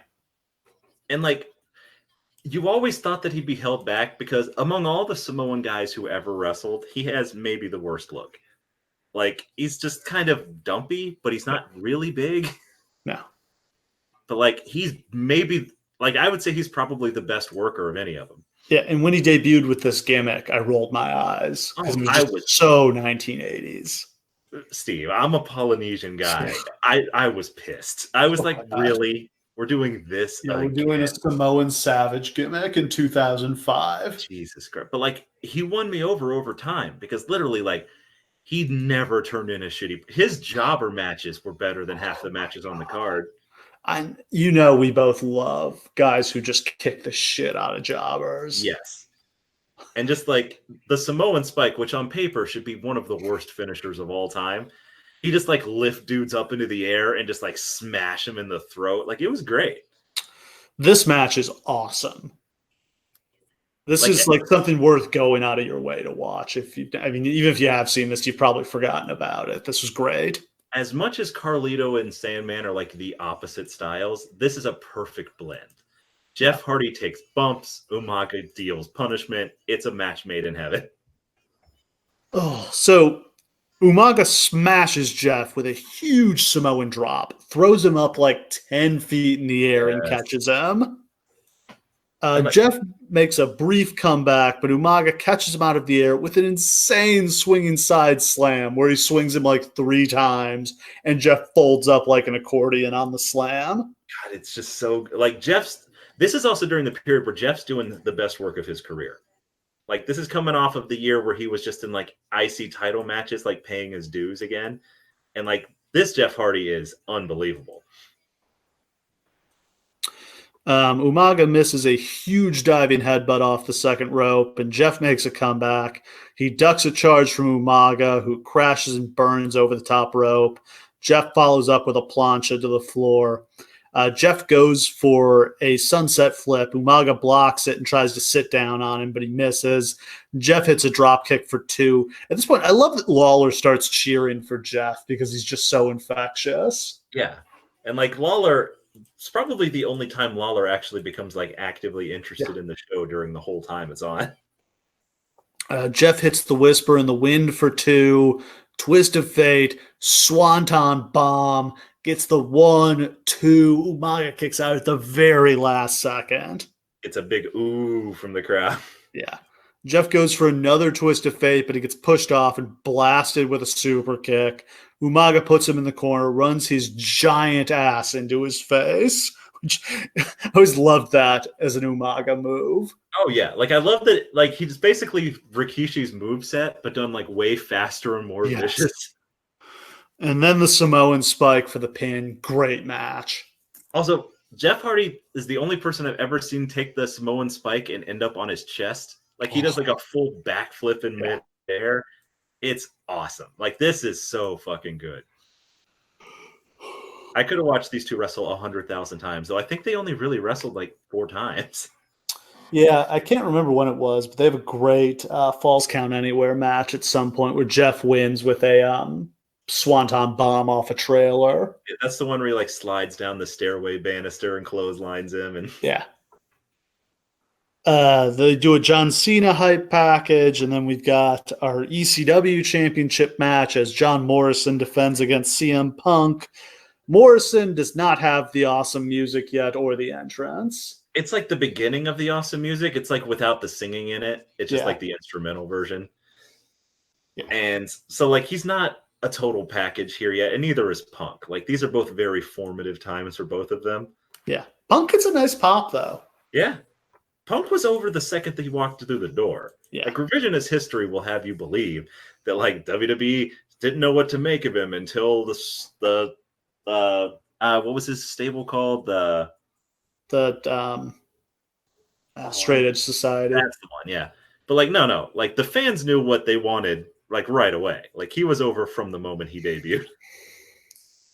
Punk's in control, scores with a big roundhouse kick to the chest for 2.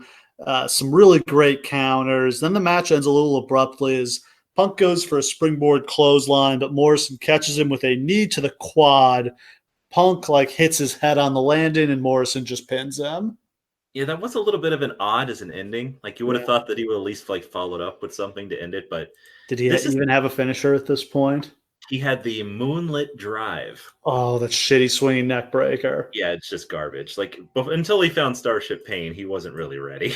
Which he would hit like a quarter of the time. Yeah, it was a move that was like, cool. Oh, he missed. Oh, he touched him with his hand. It's fine. Then we've got a Texas bull rope match as Randy Orton takes on Dusty Rhodes. Gotta be a bull rope match. God damn. It's gotta be. And like the show before this, they literally had to like send like Lawler into the ring to explain to people what the fuck a Texas bull rope match was. Yeah. So Cody Rhodes has debuted just a few weeks prior to this as part of this feud. Cody's all of like 21 years old at this point. He looks he looks like a baby. Oh, he's a baby. He's so skinny. But he was already smooth and polished. He was ready for prime time. And this really seems to be building to like a gigantic fuck off match between Cody and Randy, which really doesn't happen. No, a year after this, Cody joins up with Randy. Like there's an interesting through line of Cody's career where he's like constantly like wrapped in with Randy Orton. Yeah. Like his career starts right here with Randy. He makes it as a star with Randy, and like he's feuding with Randy on SmackDown years later. But like that would take more effort to actually produce on television than they actually wanted to pay. Yeah. I don't know how much we've ever talked about Cody. Love the guy. Yeah, surprisingly huge fan from Go. Considering he's arguably the second most important person in the world of wrestling today. Yeah. And it's just in his blood, isn't it? See, here's the thing is when Cody Rhodes first debuted, looking like he had two black eyes with those like big hound dog eyes with like the little tights. Yeah. He seemed like he was a little too small to make it because it was still like right at the end of the time where you had to be a big dude who was jacked to make it. He's so skinny back then. If he debuted now, it would have been a totally different story. Yeah. But back then, now he's like a super heavyweight. Yeah. But especially now he's bulked up. Yeah, exactly. Like at the time though, he was like one of the smaller dudes on the roster. He could have been a cruiserweight. Yeah. And he comes in and like his promo skills aren't really there. He'll develop those over time. But like once he gets into like Legacy and is like part of Priceless with DiBiase, like he shows so much personality. And it's amazing that he had so much personality and they never found anything to do with it. Like it's one of the big failures of WWE. And it's part of the problem is that during this period, they have so many guys who seem like they could be stars. And they just can't decide, like, oh, should we run with this guy? Should we run with this guy? And they lose them all. I think a lot of it is they just needed to pick a couple guys. And instead, they kind of tried to push everybody. And nobody's over that way. It's just paralysis. It's just like, do we push Wade Barrett? Do we push Drew McIntyre? Do we push Cody Rhodes? Do we push Ted DiBiase? Just push anybody. Yeah. I mean, of those guys we listed, is Cody the best choice? I think the future has borne out that yes. Yeah. Did he have to go blonde for that to happen? I will say this. I never saw Cody Rhodes as like a world champion until this Cody Rhodes that we have now. Yeah. American Nightmare. He had to leave to become this, which is why WWE, they always should have let people go when they had nowhere to go. Like with their characters. Couldn't Dolph Ziggler have become such a bigger star if he had left in like 2012 or 2013? Yes, and they let him work in like Ring of Honor or New Japan, and develops a following and the fans get behind him and he comes back, much bigger star. Yeah. This is what would have inevitably happened to Cody had this sequence of events not happened leading to where we are with AEW. Like, it seemed like he was going to come back in like 2020 in the Royal Rumble and be like the biggest pop and like win the title.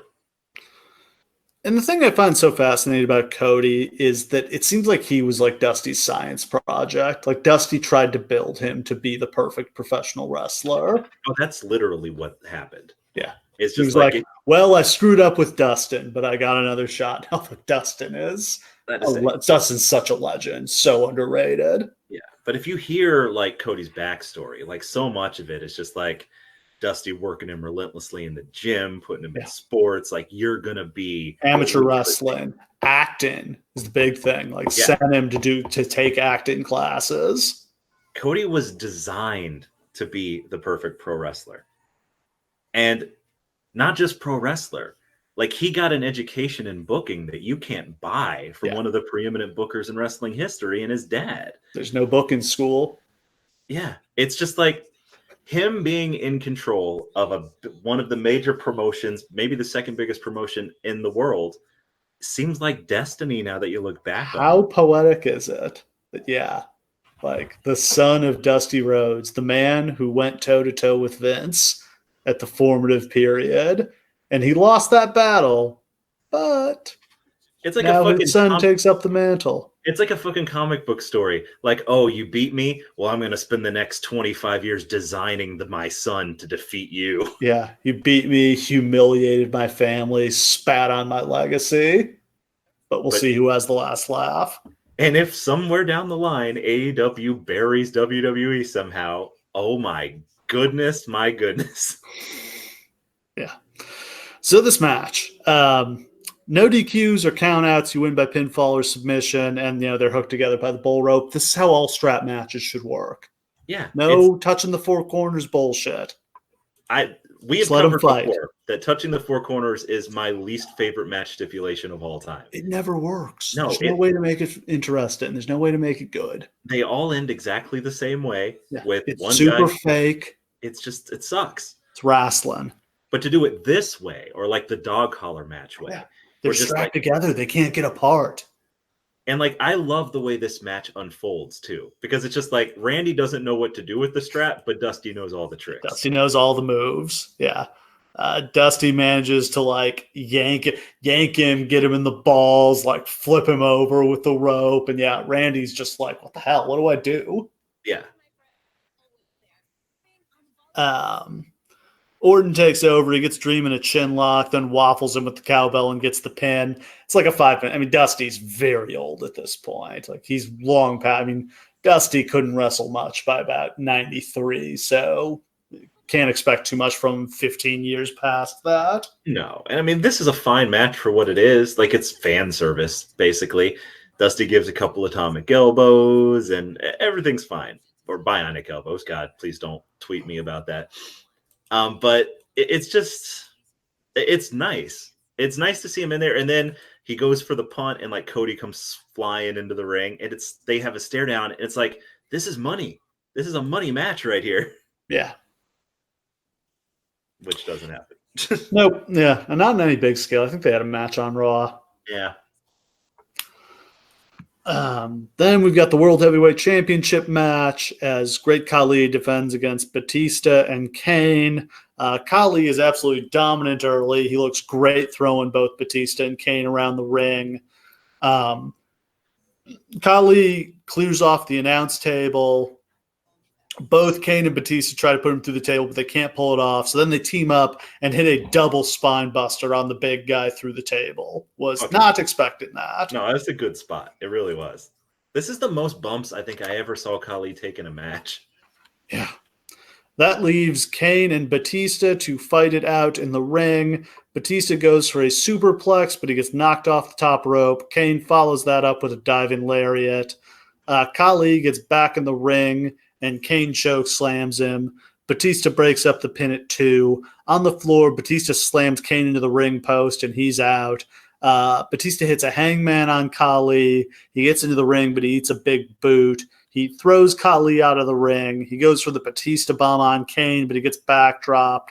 Kane hits a choke slam. That only gets 2. It's a much better match than I was expecting it to be. I don't know what it is about Batista, but whenever Batista was the smallest man in a match, it was a good match. Yeah, because he'd show off how athletic he was and how much he Yeah. could bump.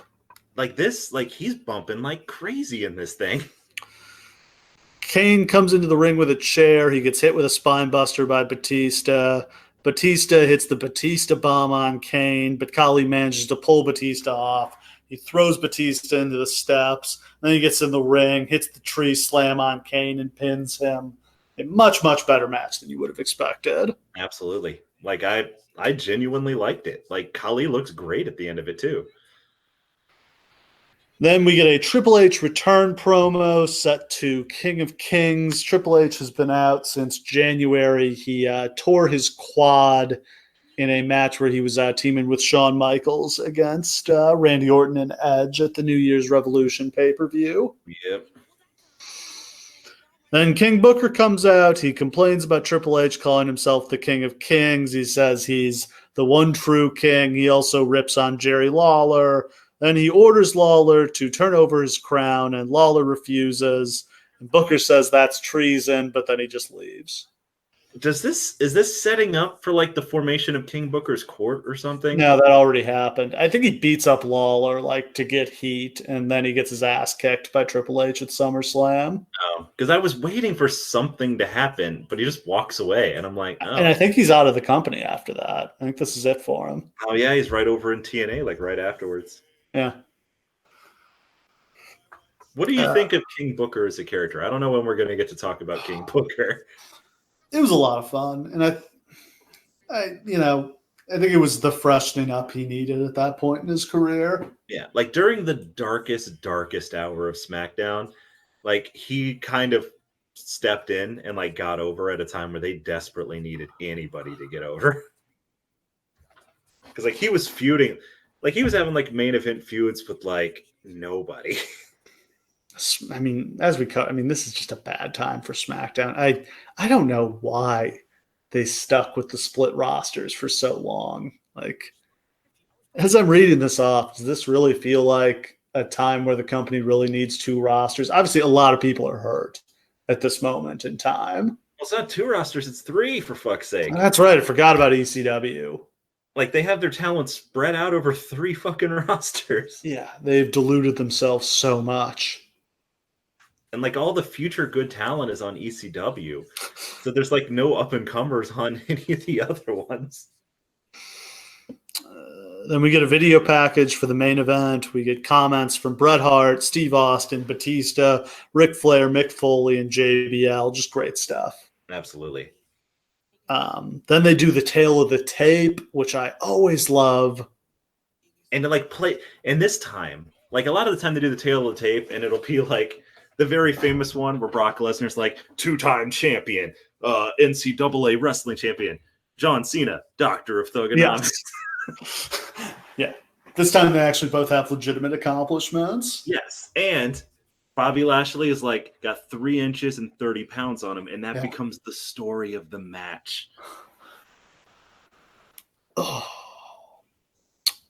Lashley's out first. He gets a nice pop, and his music has lyrics, which I don't remember. I think they must have just given these to him. Yes, this was like right towards the end of his run. They like finally got his music right because they had experimented with it like 5 or 6 times. This was the end, and it's great.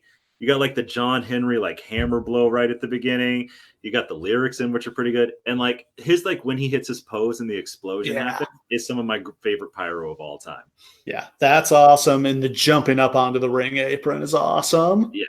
And just like the pyro goes off and it's like there's a storm in the distance. It's like, man, this is a cool entrance now. And Cena's out to the typical mixed reaction. Yeah, what I was surprised about, like, I didn't remember how the crowd was on this show. I kind of expected that they would be like, kind of like, on Lashley and kind of like, boo on Cena. The fans, this is a hot match. Yeah. Like, I was very surprised.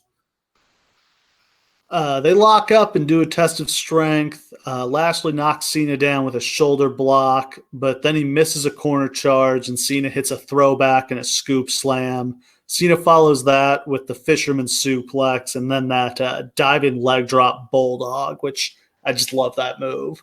I love it. Took it from Kenta Kobashi. Lashley pops up and he hits Cena with a rib breaker. He locks on a chin lock with body scissors, which is an unusual move from him. Absolutely. Cena gets going with the blue thunder bomb and the 5-knuckle shuffle. He gets Lashley up for the FU, but Lashley slips out and hits a spine buster. It's around... No, keep going, because I'm just going to talk all the way at the end of the match. Go ahead. Cena scores with the FU out of nowhere, but he can't make the cover immediately. When he finally does, Lashley kicks out at 2. Lashley sets up for a spear. Cena catches him with a drop toe hold and locks on the STFU. Lashley manages to fight his way to the ropes, and Cena has to break it. Then Lashley just explodes out of nowhere with a huge spear for a 2 count. Fucking love that spear that he would do. Lashley drags Cena's limp carcass to the corner, gets him up on the top rope, goes for the superplex once, twice, 3 times, but Cena blocks it, repositions, gets Lashley up on his shoulders, hits the super FU off the top rope, and that's enough to get the pin. An awesome main event. I blew me away. Yes. Now, obviously, Bobby Lashley had never had a match of this quality before in his career. And John Cena, while he had had a number of good performances, and especially like carrying like Khali and like having a great one with Umaga, he had had great matches with like Shawn Michaels, but he had never had a great match where he was the person leading it. Yeah. This is that moment for him. This is the moment that crowns John Cena as like, oh, John Cena can put other people over now. Like, that's very important for him. Also, but like even more importantly, this is the match is the Bobby Lashley show. Bobby Lashley whoops John Cena's fucking ass in this match. Looks absolutely dominant in there. Yeah. Like he puts all these great moves. The fucking torture rack slam that he does is like awesome. Like way better than Abyss has ever done it in his wildest dreams. And he looks confident. And he's like hitting Cena hard and like really laying it in. And like he looks amazing here. And like there's no way around it. Like this is a good match. Like this is how you put together a face versus face match. Like the plucky, you have to make one of them the plucky underdog to some extent. So Lashley's like working a little bit more heel. And then like he winds up losing not because Cena really bests him, but because he makes a mistake and lets Cena get him on his shoulders onto the top rope. Like that is so much room for a comeback match after this. That's the genius. And then they shake hands at the end. Like, that's why I said this would so easily lead to like a mega power scenario where like these two become friends. But like Bobby always remembers this loss. And like, he's always looking to get his match back and he wants that title. Like that so could be what happens. It pisses me off. So yeah, Cena celebrates. Lashley reluctantly shakes his hand and storms off. As you said, clearly there was more to be written in this story, but Lashley either injured his shoulder in this match or shortly after this, goes on the shelf with surgery, has the problems with Michael Hayes, and ends up asking for his release from the company, and is kind of shockingly not brought back until 2018. Bobby Lashley's future is also very deeply strange. He'll try MMA. He'll go to TNA, but he won't really stay there. He seems like he's not super happy with wrestling in general after what goes down here. And who could blame him, honestly? But just like he goes to TNA off and on, he eventually finally locks into TNA and winds up becoming a very, very, very good character on their show after everyone has already stopped watching it. And he eventually comes back. Now, but like the most important thing I want to leave you with is like, if you've never watched this match, I personally personally need you to go and see it, because I need you, when I'm always talking about what a fan of Bobby Lashley I am, when I'm always talking about how he was actually good and he had all this potential, and you're rolling your eyes and you're listening to me say it for the 1,000th time, this match is why I say that. This match is the moment where no one can realistically deny that he had that potential. And WWE, of all the people they squandered, of all the Cody Rhodeses and Dolph Ziggler's and Ted DiBiase's and Montel Vontavious Porters and Ken Kennedy's, all of those, I genuinely believe in my heart this was the most money wasted of all of those. Like, this could have been the biggest. Yeah. Like we said, he had the whole world in front of him here. He had a chance to surpass John Cena and be the top guy of the company. At say minimum, he was going to be the top guy on SmackDown. Oh yeah, like it seems like they phasing the injury-prone Batista out and replacing him with Lashley would have just been smart business. Yeah, we never got to see him work with Batista. Never got to see him with Orton. Never got to see him with Undertaker. What a fucking match that would have been. Yeah, you can write a very different history of this period of WWE if he sticks around. Yeah, maybe Hardy never gets his shot because they don't need somebody on top to carry that show. Yeah, we don't have to have the endless Cena Orton matches. Maybe there's no room for Daniel Bryan or CM Punk to get over the way they did. That's the thing, is he could have done 10 years. I mean, he could have been with the company the past decade. There could have been 2 John Cenas on this show. Oof. Like, the foundation of a successful promotion that isn't constantly casting about for the final cure. Like, the whole history of the company the last 10 years rewritten. So yeah, on the whole, this was a much better show than I was expecting. Fuck yeah. Like, even I, who desperately wanted to watch it and begged you for months, was very pleasantly surprised. Yeah, I mean, I went into this just saying, like, okay, I remember seeing the Lashley. That was good. I don't know that I had ever seen the rest of this pay-per-view. I don't think I had. I watched it live because you know that I was just a sucker for handing over money for anything. Yeah. But also because, like, you got to know, when I heard my boy was in the main event, I was fucking rapt attention. Yeah. And is this still Bobby Lashley's only WWE pay-per-view main event? Gosh, other than WrestleMania 20... that wasn't even the main event. Cena and Michaels was. You're right. He hasn't had one since he's come back, has he? Was he in that match against the Shield? I think he and Roman was the main event, wasn't it? No, wasn't. It was Rollins and Ziggler in that Iron Man match. Fuck.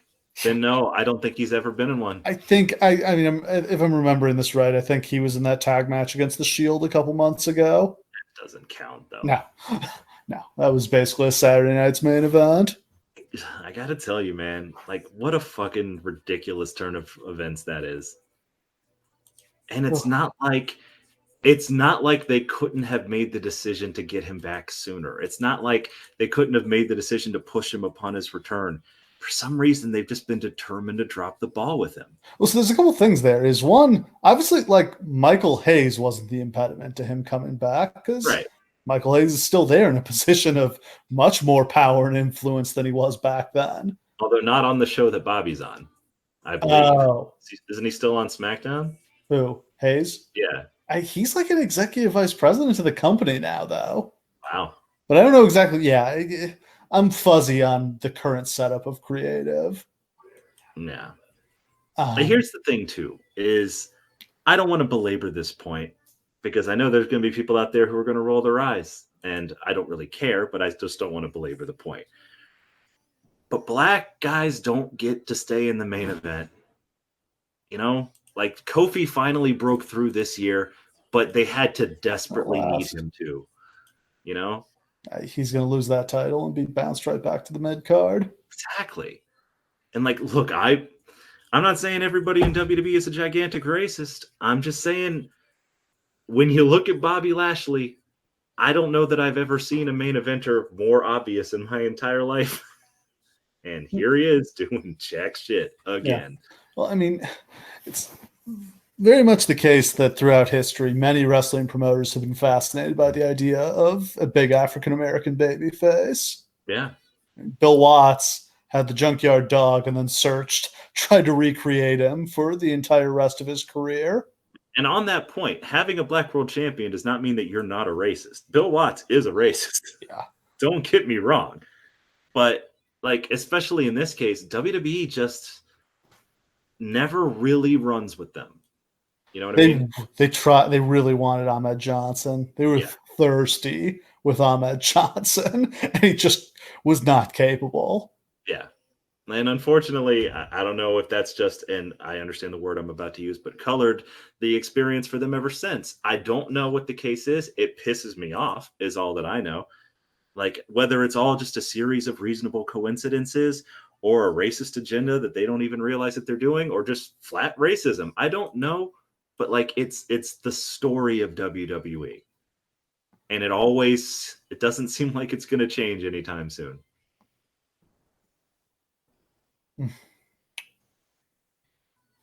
Well, yeah, that is the Great American Bash 2007. What an interesting show this turned out to be. Yeah, for like a show that we just thought that we were going to talk about Lashley and can talk about like a little bit here and there, like we got kind of deep on a couple of occasions here. I mean, it's a very tumultuous time for this company. I mean, I'm not sure if you weren't a fan during this, I'm not sure we can properly kind of relay to you how surreal this was. Like, I don't know if it's fair to say everybody was talking about pro wrestling, but like a lot of random people who didn't watch wrestling or had not watched it for years were suddenly talking about wrestling. Like, and in an incredibly negative light. Oh, yeah. I mean, Vince had to testify in front of Congress about steroid usage in WWE.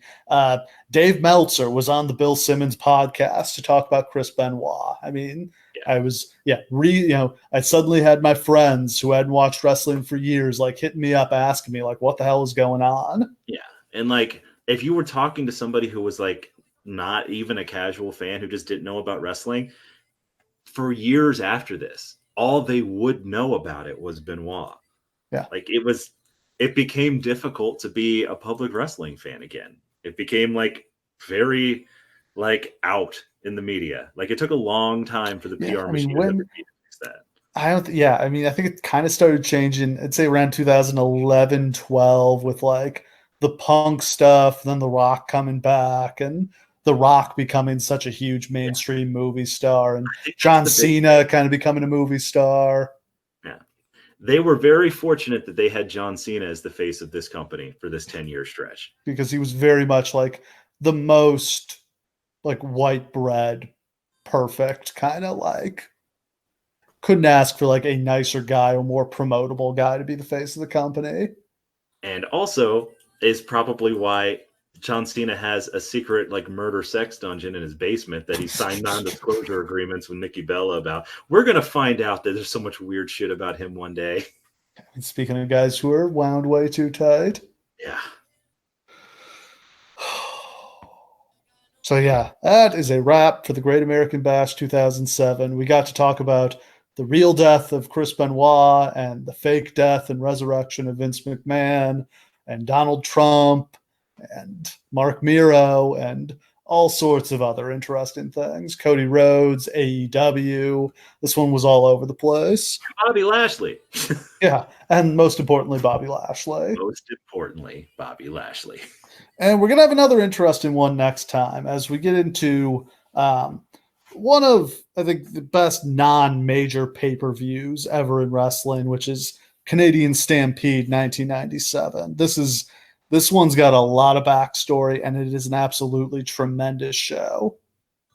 And we're going to go into all sorts of stuff like how the show actually could have been better and was believe it or not.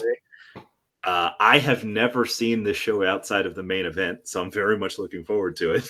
Yeah, only 4 matches, but they're all awesome. Fucking hell. And just a fascinating, again, tumultuous time in the WWF. Bret Hart and Shawn Michaels in a backstage brawl. Brian Pillman returning to the ring. Matches being, big pay-per-view matches being booked and canceled and having to be rebooked on the fly. Can't wait, man. Yeah, going to be a great one next time, so tune in for that.